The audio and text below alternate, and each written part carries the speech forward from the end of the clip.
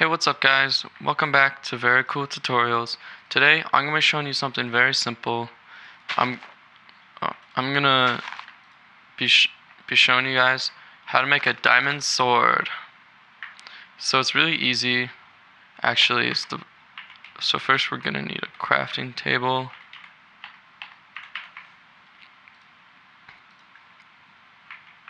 And then just place it anywhere. And then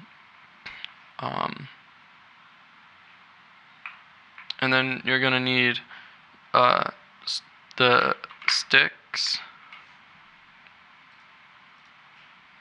and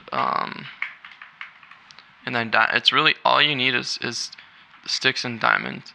So the first thing you're gonna want to do is oh,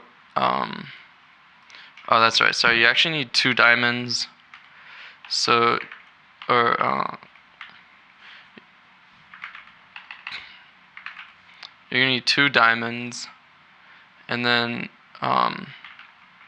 open up the crafting table, and then put the stick at the bottom, and then put one, there we go. And then just like that, you have yourself a diamond sword. And make sure to